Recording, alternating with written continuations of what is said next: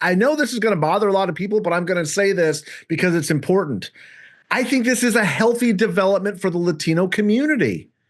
And the reason why is because it at least gives us the opportunity to moderate both sides of the party. And you say, Mike Madrid, you're crazy. What are you talking about? You got Latinos cheering Trump on immigration issues. What kind of moderation is that?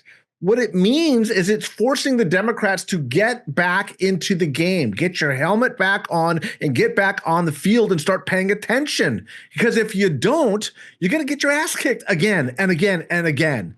So you Democrats who are listening, I know there's a couple of you. Let me say this again really clearly. Y'all lost 3 times in a row. Hillary Clinton lost Latino support from Barack Obama. Joe Biden lost Latino support from Hillary Clinton. Kamala Harris lost support from Joe Biden. Okay? Once is an anomaly.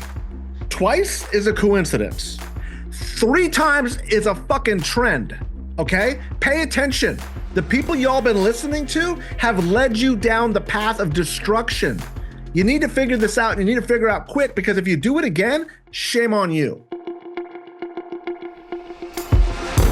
Hello, everybody, and welcome back to the Latino Vote podcast. For all of you who thought maybe somebody had taken us prisoner and locked us up, that is not the case. We are back. I am back from Ecuador. I'm back from my honeymoon. I rode giant land tortoises. Mike, did I miss anything?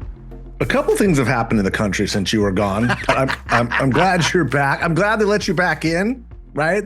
I wasn't sure. I was like, are they going to let Chuck Just Rocha for the record, back I in? came back before they swore in Donald Trump, so we're all clear. Yeah, smart. You're a smart guy.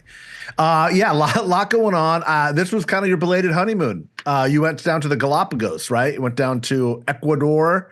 Before we get going on this, look, first time back for the year. I've missed you. This has been exciting. Lots to talk about, lots to cover, but we haven't talked. This is the first time we've connected, so I want to get a little bit caught up on the what's the what with Ecuador and the Galapagos. Oh my God, it was so good. And now just so you know, when I go missing, I'm going to be a Galapagueño. That's what they call each other down there. Galapagueño. And for those of you who grew up in a trailer house in rural America, you should know that the Galapagos are part of Ecuador, and that I got all of the skinny on how that happened.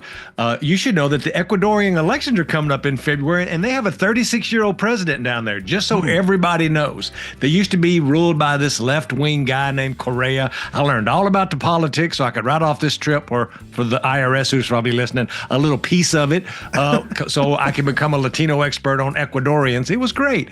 Me and Ebony remind everybody that after our wedding, I made her go to the DNC National Convention, and she was very forthright, Mike Madrid, to tell me that this was not going to be her honeymoon. And I was like, well, okay. So we went to Ecuador. We flew into Quito. Again, for all of you at home scoring, you should know that Quito is the capital of Ecuador, and it sits at 10,200 feet, and it's the second highest capital in the world. What's the first? La Paz in Bolivia, somewhere in Bolivia. All right. Because these are up in the Andes Mountains. And so we went into Ecuador. You should go to Quito. It's a great city. It's a safe city. A lot of Ecuador is not, but Quito is safe. And then we did day trips every day, Mike. We actually climbed to the base camp of Cotopaxi, this giant mountain there, which is the second highest mountain in South America. And we were at 16,200 feet on the equator. Wow, that's kind of cool. Like I touching got the star lightheaded. stuff. Yeah. Right.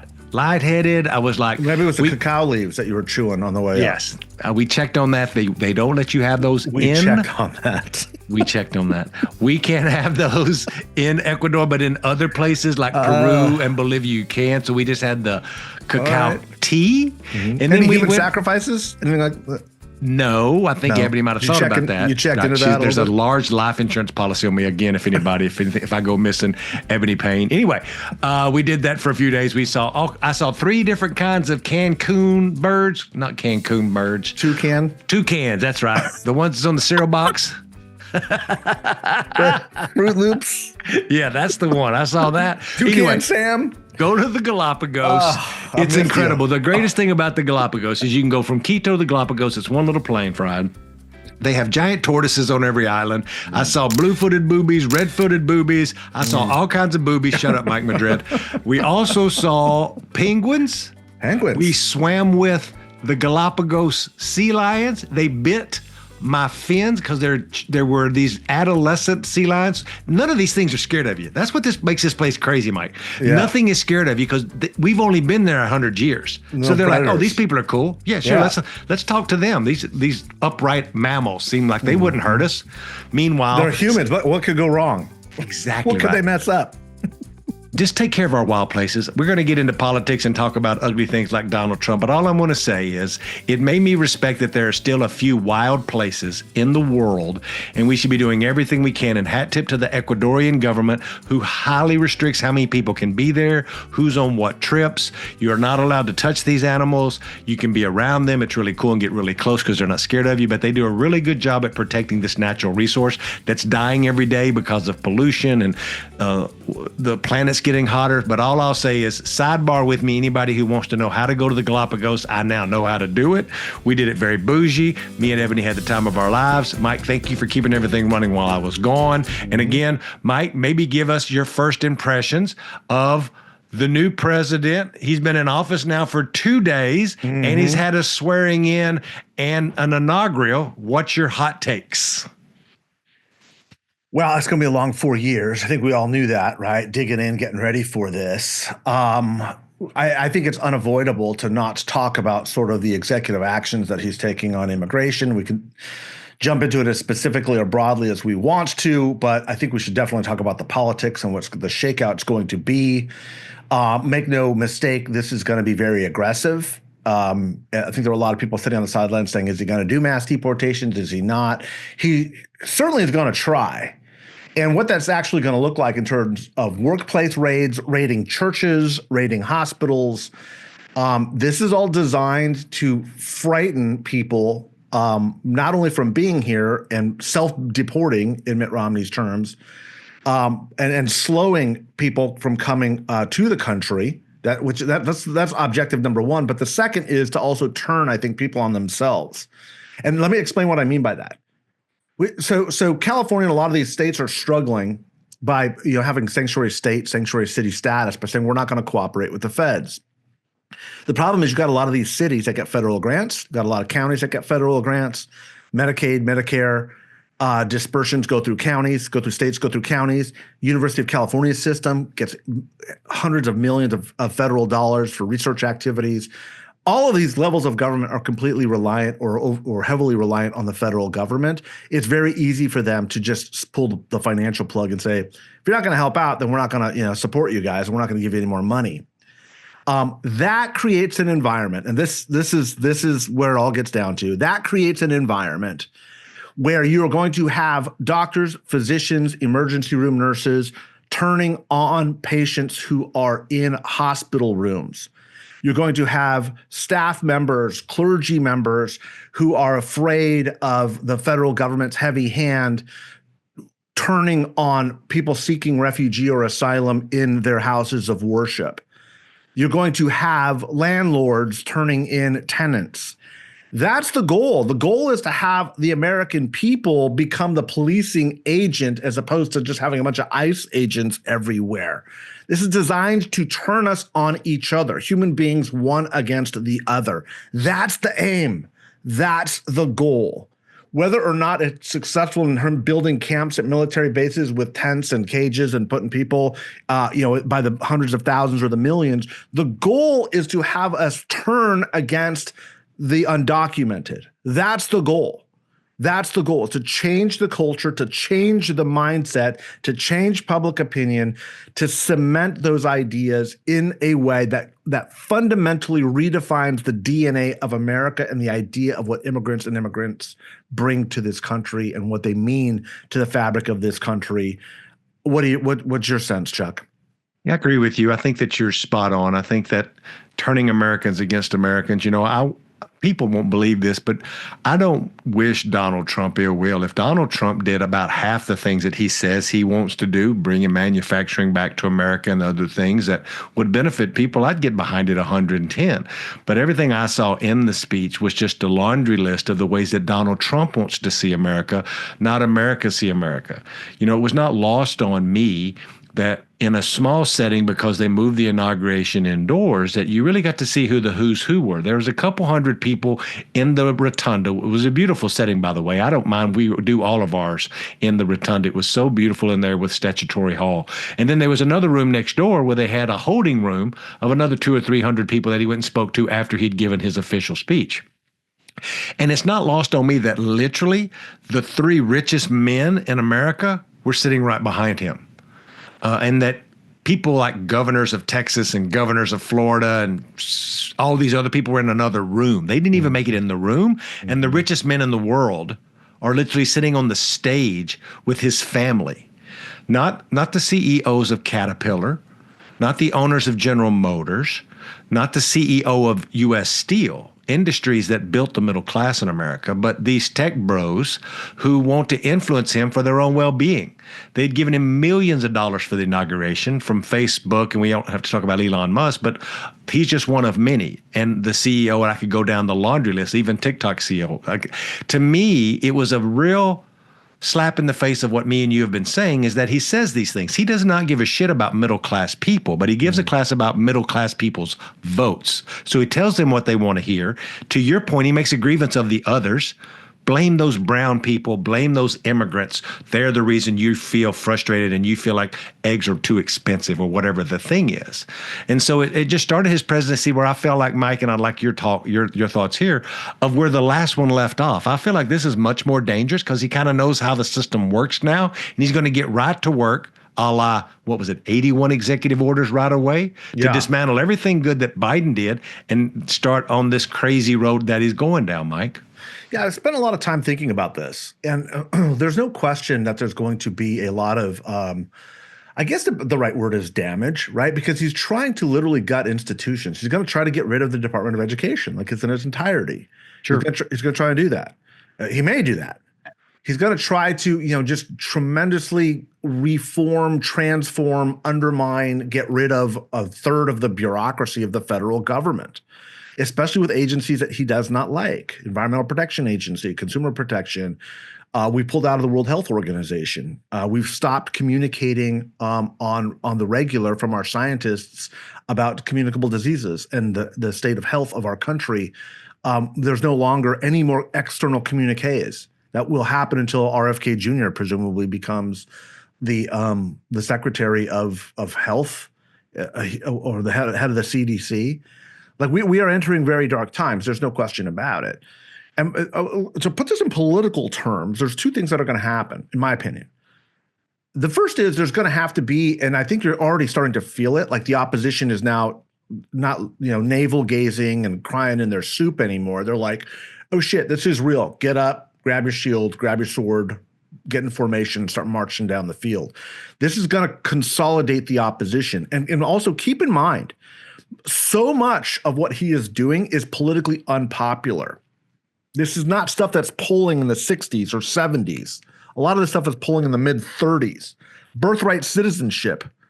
Ending birthright citizenship is not popular. Okay? It polls like in the 30s. Over half of Americans regularly for the past 2 decades have polled supporting birthright citizenship. So all of these efforts, and there are so many, it's like a big blitzkrieg. Let's attack on as many fronts as we possibly can and overwhelm the opposition. That may or may not work, but what I will say is this, is once the opposition, which is very dispirited at this time, Democrats are just incredibly dispirited. Once they rally and find their footing and start getting some wins on their back, then they can start pushing back offensively, especially as public opinion starts to sour on this guy. The question is how much damage can be done in the interim.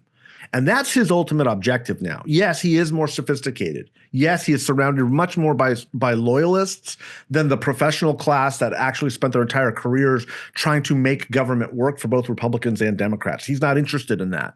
He wants those people out. He wants professional people out. He wants loyalists, if he wants them in there at all. He's trying to undermine the institutions of government. And by the way, he's not trying to transform or rethink them or make them better, except for where he and his buddies can make a ton of money, just grafting and using the corruption and the awesome power of the federal government to line their own pockets. That's the goal. That's the objective. Which brings me to this second point, which is Once you start to see public opinion turn, you're going to start seeing the emergence of a new cadre of Democrats that are going to step up and take the mantle of opposition. Being dispirited is the worst possible place you can be. And we talked about this on the last episode last year about the length of the interregnum.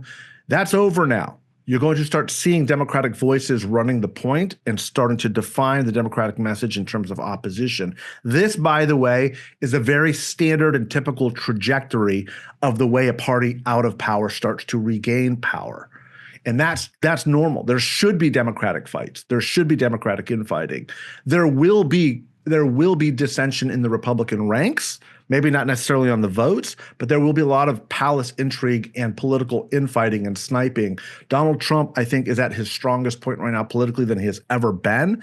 But I think that his strongest moment was when we saw him in Statuary Hall with all of these executive orders that are going to start being implemented. You're going to start to see an erosion of public trust and public confidence. It will be a foot race on whether or not he can destroy institutions before he completely erodes his support in the minds of the American public. Again, I'll say this, and I said it last year. I don't know what the hell ignoragnums is, but I think that you're spot on everything else. I think it's a moment we should look at what I've been saying about Democrats drawing a contrast. We sit around and talk about how bad Donald Trump is. We sit around and talk about how democracy is being taken from us. It's under attack. And if we're going to fight for democracy, we have to fight back against Donald Trump. All these things are right, but the American people are like, democracy ain't going nowhere, and I want my gas to be $3, if not $2. And so drawing a contrast now where you can literally say on his first day, Donald Trump signed executive orders to take away birthright citizenship for folks that are born in America. That means if he took birthright citizenship away, Chuck Rocha or Mike Madrid wouldn't be here right now because my family were immigrants. My family was undocumented, and I'm a U.S. citizen because I was born here. My father was born here. His father was not. He signed executive orders that will raise the prices of drugs for prescriptions, little things like that. The thing that went underreported because everybody was talking about the pardons of the January 6th insurrectionists, all of them, even people that were sentenced for 20 and 25 years for doing horrible things. He pardoned all kinds of people. Sure, people will say Biden did the pardons, and I get that, and that's a fair argument to make. But looking at distinguishing what Donald Trump has done, one thing that went underreported, or a couple things. One, in my opinion, is he rolled back an executive action that Joe Biden had put in place. Talk about drain the swamp. Joe Biden had said to people, when you leave the White House, you can't then become a lobbyist to lobby the White House or any agency that you have worked for, or you can't lobby for any federal government. This is big for Trump. Any federal government that you had interactions with. Donald Trump just threw that out the window. It's like, oh yeah, you can come in here for a little bit and then you can go back and start working for Iran, Iraq, whoever you've been dealing with, which just slaps in the face of what he supposedly, quote unquote, stands for, is the revolving door of these power brokers. And there are other things like that that happened throughout, his whole executive order, this and that. He's really good at theatrics, and this is what Democrats miss, is that he really is better at theatrics than Democrats would never do these kind of things. He signed executive actions in a stadium full of 20,000 people and then took the pens that he used to sign and threw them into the audience. The only thing lacking was a T-shirt cannon. Now, Democrats would never, ever do anything. It takes away from the sanctity of the office to sign these outside of the Oval Office or whatever overeducated, well-intentioned white folks would say who've run our party for way too long. Like, this is the piece we're missing. On this program, Mike Madrid has said, and said right, that Barack Obama, he got rid of more undocumented folks that were criminals than Donald Trump did, by over 1 million. He deported over 1 million more people. Did you ever hear him talk about it? Sure, Janet Murguia got up and called him the deporter in chief. But he wasn't having press conferences about it. He just quietly went about his job and deported a whole bunch of immigrants who probably had done something wrong. But Donald Trump, I swear to God, y'all, when this goes live on Friday, between now recording of this podcast on Wednesday, 2 days in, and Friday, I promise you, there will be films and cameras set up where they go into places and raid, quote unquote, criminals' homes, locking up people, slamming them against cars, saying they had killed somebody, and make a big theatric thing and arrest and deport 10 or 20 people and make it seem like the second coming and how he's saving everybody. Now, is that wrong or right? I'm just saying that's how he's gotten elected. He don't have any policy or nuance behind anything he wants to do, but he's really good at fooling a lot of folks who don't have a lot of time to tune in to all the research they should be doing on every little thing. But he's just going, look, I'm helping you. There's a bunch of these bad people. You feel bad, you should blame them and get rid of them. Am I missing anything here, Mike? No, I mean, I think that's right. I mean, I had always hoped that we would kind of rise above that and there was a sacredness or a sanctity to our political leadership. And what I'm realizing is there probably isn't. Maybe this is just a big WWF wrestling match. Maybe it's just a big spectacle. And that's where he's at his best. He's P.T. Barnum. It's spectacle is what he does. There's nothing sacred to the man. He will, use the Lincoln Memorial for his own, reelection purposes. He'll turn the Mount Rushmore into a prop for his campaigns. He will sell whatever he needs to sell in order to maintain power and accrue wealth. It's who America is, by the way. Let's just stop with the niceties. That's the lesson of this last election cycle. Is I think the heartbreak of my little romantic heart as a 55-year-old man, it's like, wake the fuck up. Of course, that's who America is, what America is. Let's just take a long, straight, ugly look at who we are. Quit pretending that we're anything else.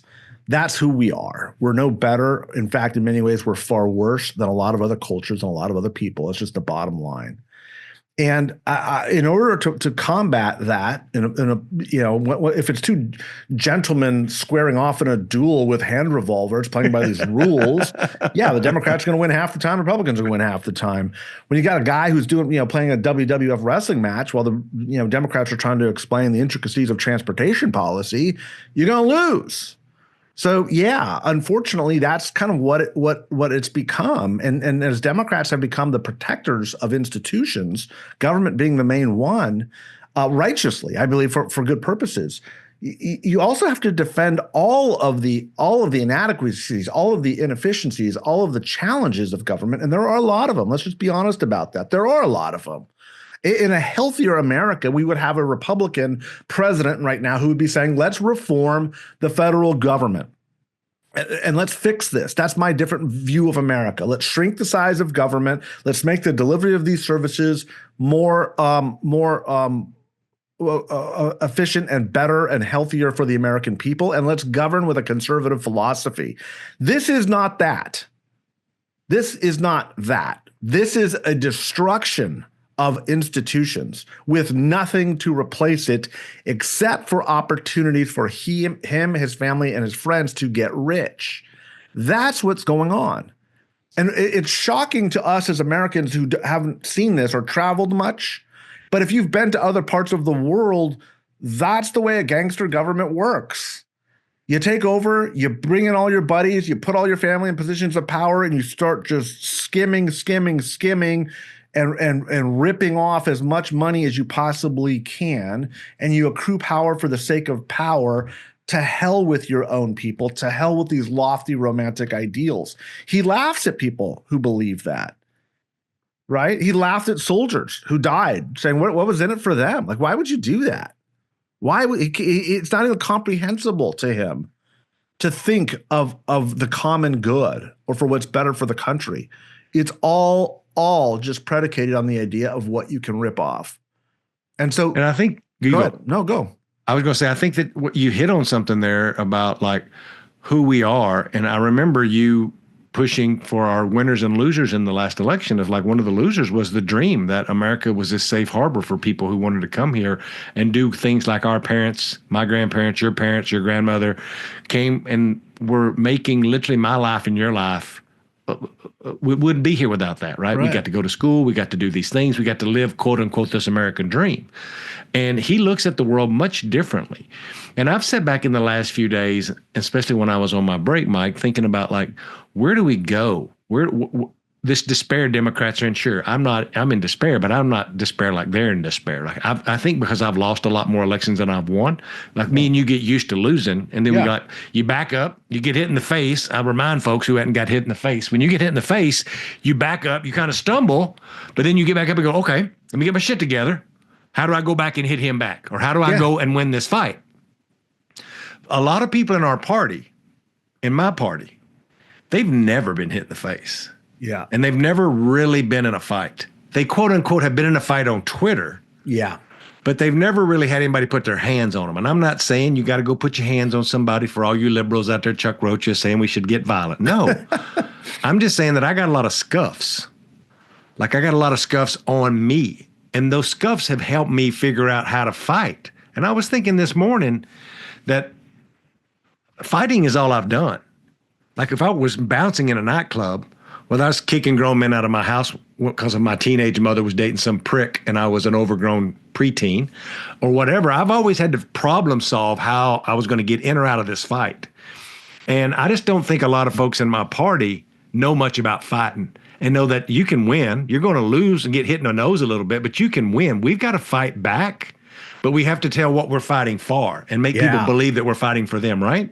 Yeah, let me tell you a quick story here. I mean, this is just bringing back so many memories. When I was working with Antonio Villaraigosa, you know, when you're going to sign on with a candidate, you meet with them a few times, you have lunch, you talk about their vision, you talk about your style to see if it's going to fit. And Antonio and I had been, enemies, political enemies for 20 years. For all of you who are listening to this, Mike writes about this in his book. It's a really good story. Yeah, Antonio and I for 20 years were political, on the opposite sides of things, and it was pretty heated. But politics being what it does is sometimes the people that you're against become you find common cause. And he asks me to be involved in his race for governor, and I'm like, I don't know if this is a good idea, but let's sit down and talk about this. And we started talking, and he was recounting, Chuck, a story about when he was a little troublemaker. He was travieso like you were. I was a little bit less so. I was a little bit more nerdy and, thinking about stuff more. But he said, the same thing you just said, which is when you've been in a fight, when somebody hits you in the face and you hit somebody else in the face, you find out immediately what you're made of. You're either going to fall down and cower, turn and run, or you're going to gather yourself and you're going to get back in there and keep swinging. And that really defines so much of what a people, if not a person, are made of. What are you made of? And that's what I think not just the Democratic Party, but the country is learning right now. It's why I'm, even in the midst of all this, I am quite optimistic. And I'll tell you why. We're going to come through this. We are. This dark era will pass. I'm convinced of that. It doesn't mean that we're not going to come out scuffed up with a couple black eyes and a missing patch of hair and scars and get the shit kicked out of us a little bit, but we're going to win this fight. And the key is, what are we going to learn from that? What do we learn from standing up and dusting yourself off and getting back in and swinging and swinging and swinging? And it's not all just brawlers like you and I. Like we fight for a living as political consultants. I think the most powerful rebuke of Trump that I just saw was this bishop yesterday at the National Cathedral. Just asking him as the leader of a people to show mercy, to be merciful. And let me set the stage a little bit here, because this is really important. We have done this for the last 100 years as a country. There's a national day of prayer when a new president comes in, and there's a sermon from an Episcopalian at this point who talks about America, what it means, the role of spirituality and God in public life, and the obligation we all have to one another. It's a great way to, I think, begin a presidency. This bishop, I don't know if you've seen this yet, Chuck, or not. Oh, no, I saw it. It's a powerful, calm, gentle, loving plea for mercy.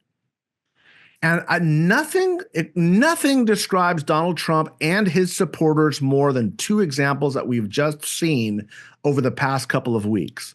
The first is with the fires in Los Angeles, where people have just lost in the flash of an eye everything that they have built for.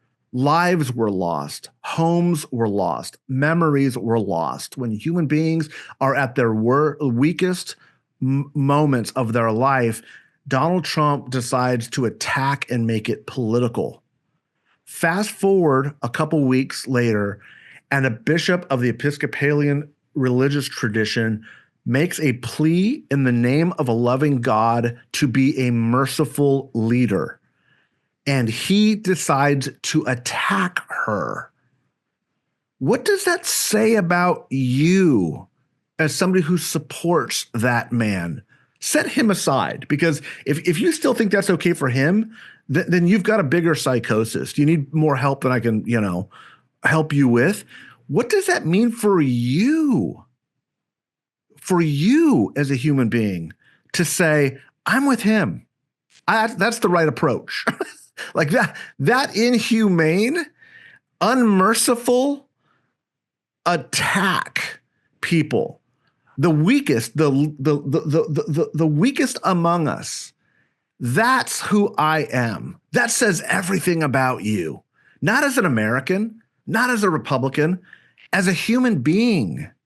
That says everything about you. And that's the moment of reflection where we're going to define our character. This isn't about Donald Trump anymore. We're way past that. I've lost that romantic notion. This is now about you as a human being, and when you will be held to account for what you did and where you stood at this moment, because you will be. I think that's very, very beautiful. And I think that I retweeted you. You don't pay attention to me, but I did retweet what you had said about the preacher woman this morning when I was at the gym when I saw that. And I do think that you're right. And I said something I was on Jake Tapper yesterday, name drop CNN, Chuck Rocha's important name drop, that in focus groups and things, that when we were talking about the J6 pardon bullshit, I said, his base loves this shit. His base is going to vote for him. His base don't even vote for other Republicans. They love him so much, many of them, not all of them. I said, but at the heart of who has decided American elections, a lot of these folks are Latino, by the way. Welcome to the Latino Vote podcast, by the way. Is these common sense Republicans, independents, libertarians in the middle of our electoral system who feel like nobody really represents them. Some of them are the old country club Republicans who are like, look, I just want to make my money. I want to have low taxes. I want to have low regulations. And Donald Trump's a little cray-cray, but I'll take a little bit of that to make sure that my money still keeps coming in. And even for those people, I don't have no respect for them. At least they have a value that they know they want to make more money, and this dude can help them do that. You may hate that, but I'm saying that's a philosophy, and at least they're honest about it. Let's debate the policy, and we can figure out if you really need that much money. But most of the folks that we talk to who are going to vote for him in that middle piece, or who you're talking about, they are now reflecting on who we are. Yeah, they voted for him. They're not in love with him. They're not waving MAGA behind their pickup trucks on Sunday afternoon or on their boats. They're just like, look, I just want my government to work. I'd like to have more money. I'd like shit to be a little cheaper. I'd like to be able to buy a second house, which I know has a lot of privilege, but I'm just telling you who these people are. And I think those people, many of them who went to college, some of them who didn't, I get that too. But it's like who we are. Right? When you start seeing pictures of babies and mamas getting separated again, when you start seeing Jose down at the sandwich shop disappear, Jose's been there forever. Who knew Jose was undocumented? But Jose was such a good dude, right? And we all liked Jose. He went to church with us. You know, that dude gets deported, right? And so I think that's when you start saying, who are we? And then Democrats, pay attention to me, to the non-college educated Latino man who's way too mouthy. That's all me. And I'm funny too much. You know, I should be more serious when I'm talking about this. And I'm trying to be serious now because I love being funny because it deflects when I don't know things. But we now have a chance to draw a real contrast because it ain't as much about the fake media or the fake news or this. You can say this is what he did. They have every lever of government.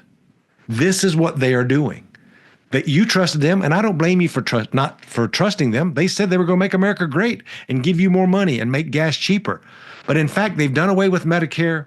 They've given everybody a tax break who's rich, and they're deporting kids and mamas. Like, is this the vision of America you want? And then you're going to see this come to fruition, if I use fruition right, in the midterm elections if Democrats do this right. If we're just going, Donald Trump is bad, Donald Trump is crazy, and we should do that. But if that's all you do without giving your vision of how we actually make shit cheaper and actually make things in America, then we're going to lose again. And it's going to be this constant chasing of tails. I've watched all these Democrats in D.C. in the last 2 weeks while I was gone and when I got back, just cowering because we don't know our own message or who we are. We're the party that stood for workers forever. We've stood with unions. We've stood for all of these things. Not all of that is perfect or right either. But if you don't stand for anything and you cower to a bully, the bully always wins, to Mike's point about fighting. What a bully don't want you to do is stand up and fight. Because when you stand up and fight, and I have fought a lot of bullies, first time you hit a bully, they run away. This just in. The first time you hit a bully, I'll never forget in 8th grade, this gigantic black boy that was picking on me. And I remember my stepdaddy telling me, he's like, you're going to have to hit him. I'm like, fuck, I don't want him. He's twice as big as me. He's like, if you hit him, he will not bother you again.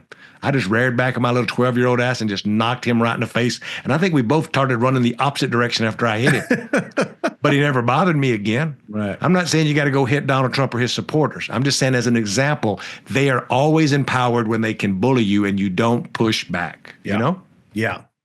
Stand your ground and do it your own way. Like I said, the example of this bishop is the perfect way to do it in a loving, peaceful way.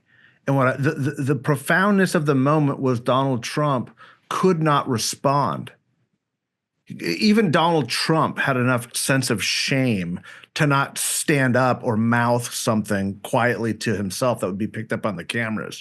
He had to sit there humiliated and shut up in front of a little old lady who was offering and pleading for mercy for the weakest among us.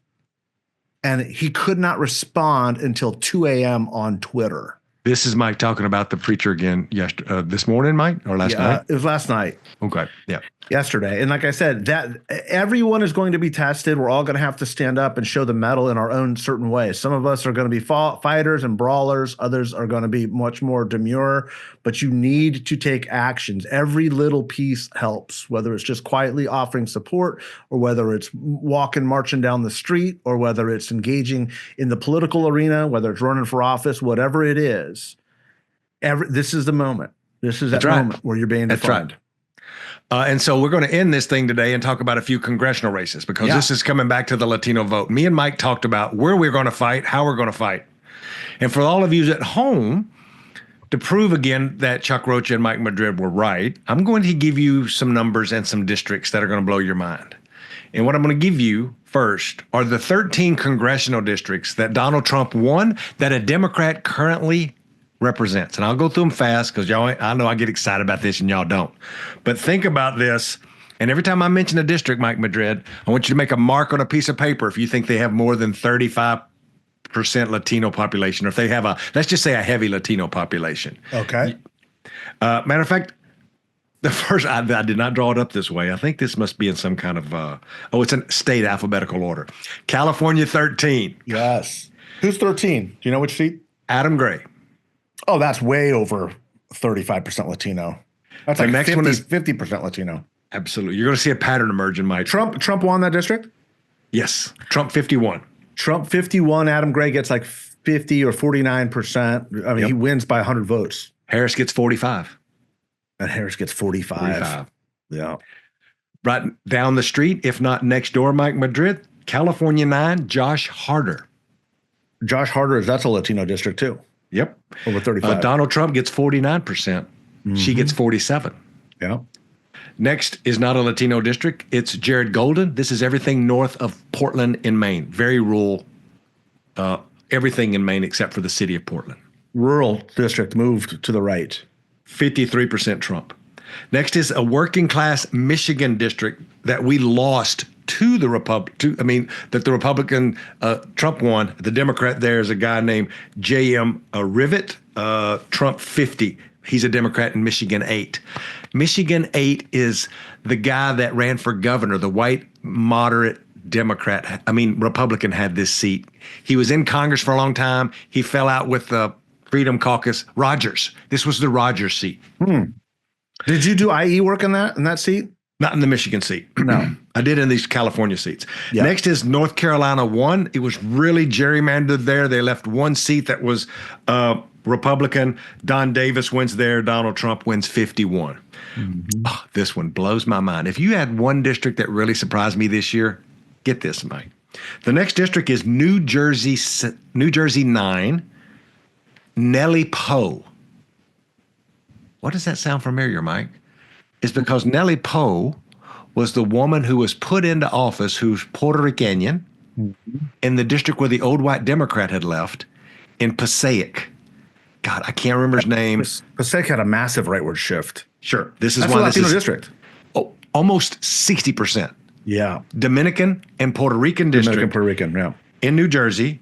Donald Trump gets 49% of the vote. Yeah. The last Democrat who had this seat, the old white guy, who, by the way, died. Like I'm saying old white guy. He was a great old congressman who'd been there forever, Italian, I think. God, I can't believe his name. But he won this district by 20 points. Yeah. 2-0. Yeah. And Donald Trump wins the district. That district, by the way, had a bigger rightward shift than anywhere in the country, including Starr County, Texas. There's Dominican, Dominican and Puerto Rican, Passaic, New Jersey, massive rightward shift. Next district is New Mexico 2 that we have talked about. Our buddy Gabe Vasquez. Guess what? Donald Trump wins Gabe Vasquez district. By the way, you heard that on the Latino Vote podcast from Mike Madrid. That was going to happen. Yes. I was telling you, watch that district. But Gabe held on. Donald Trump gets 50.3. Gabe Vasquez gets 52.1. Yeah. In the same district. Same district, guys. This is on the border. This has been moving to the right, inching to the right. 60% Latino district. Yeah. One of the poorest Latino districts in America. There you go. Next is Nevada, Las Vegas, Susie Lee. Donald Trump wins that district, and so does she. That's very close. Donald Trump got 49. She got 48.6. Again, Las Vegas suburbs, 50% Latino population. Y'all see the pattern here? Anyway, next is Tom Souza, New York 3, where there was the special election. Yeah. Tom Souza gets 51%, and so does Donald Trump. Yeah.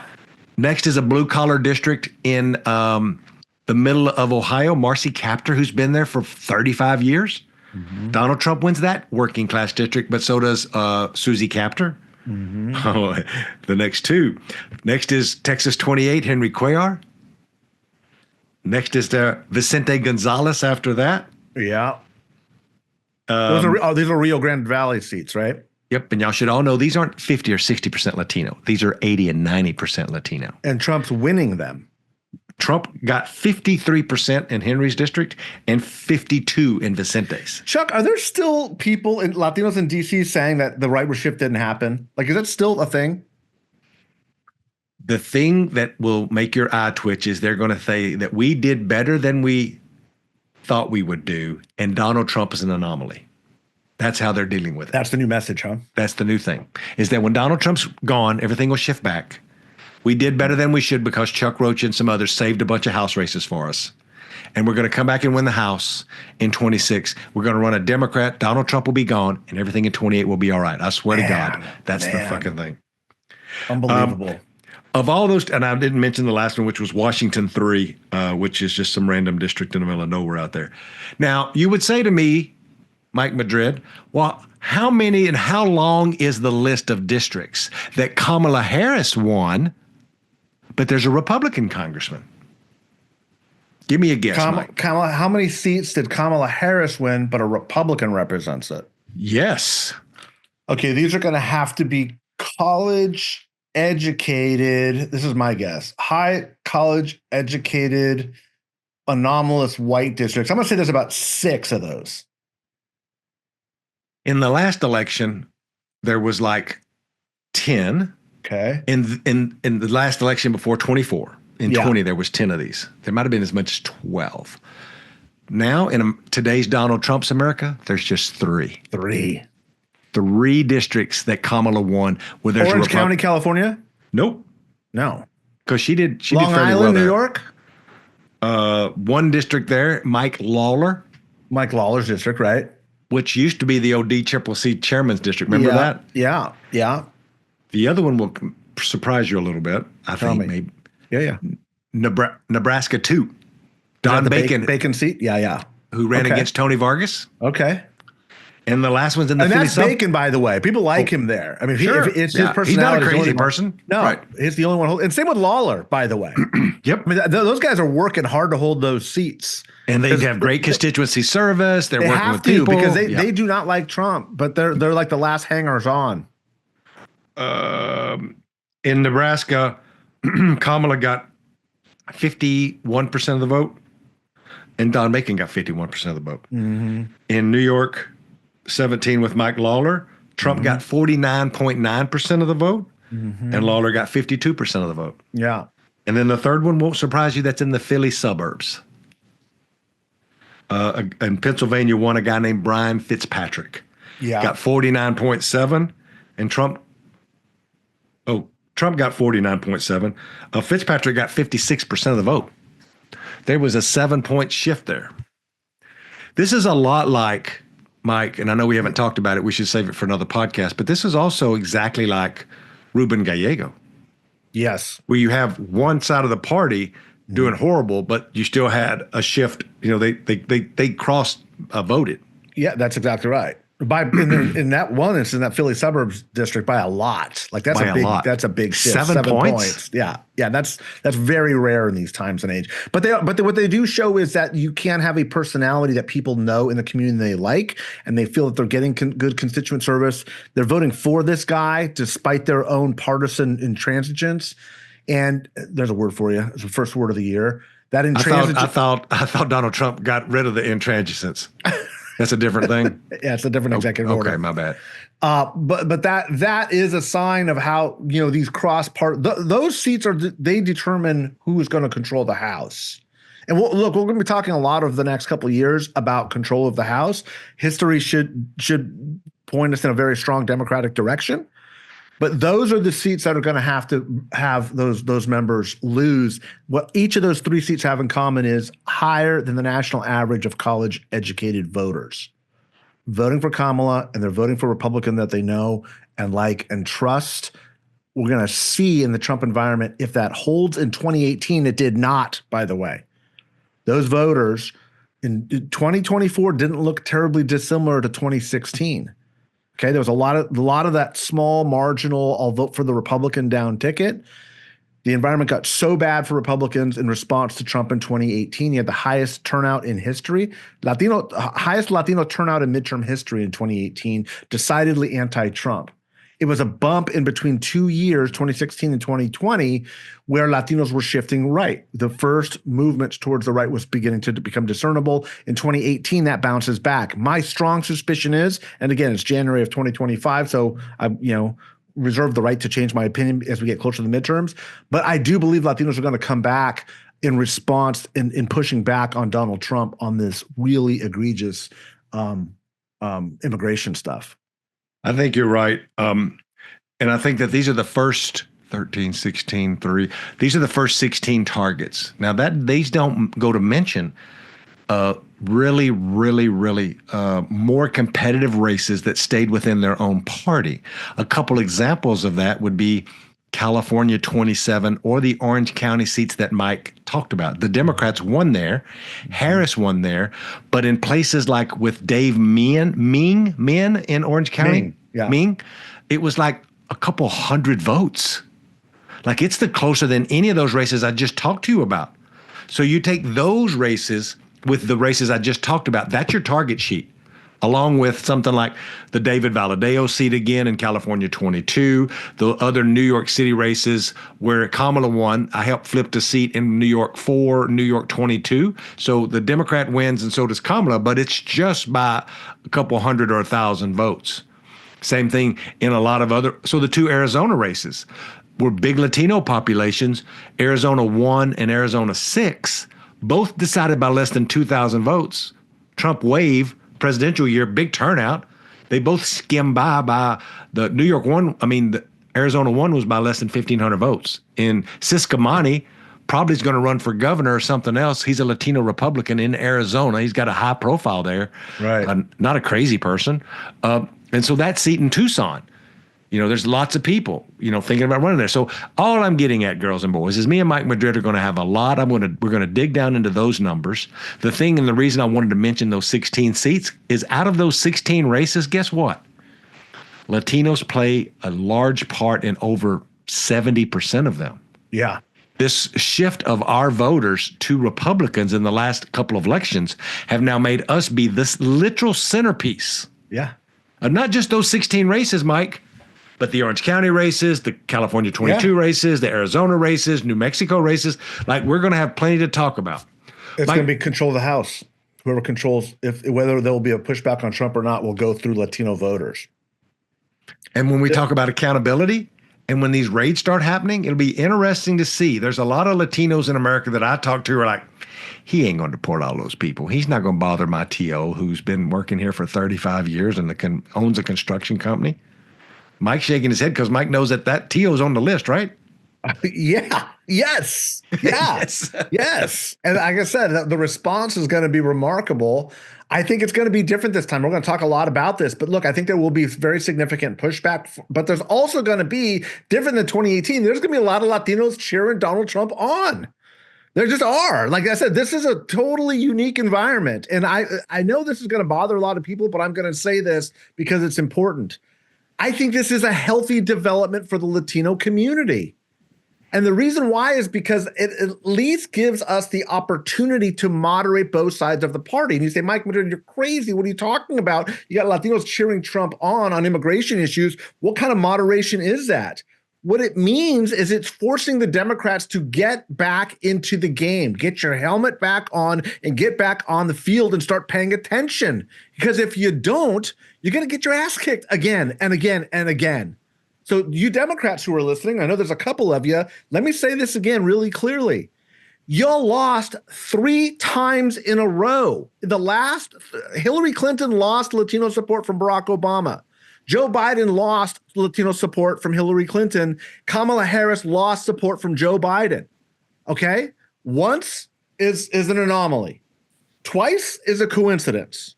3 times is a fucking trend. Okay? Pay attention. The people y'all been listening to have led you down the path of destruction. You need to figure this out, and you need to figure out quick, because if you do it again, shame on you.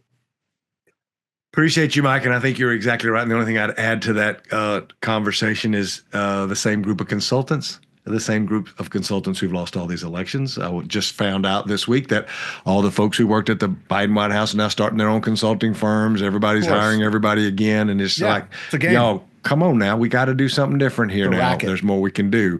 I understand. Well, anyway, for all of you, before we get out of here, we also want to give a hat tip and a thank you to all the firefighters in California who've been out fighting fires, Mike, in your home state there. And, our heart goes out to all of our listeners. We have a big California constituency. You're there right now. I didn't know if you wanted to say anything about the firefighters or what LA County's been going through. Just thanks so much for everybody putting their lives on the line.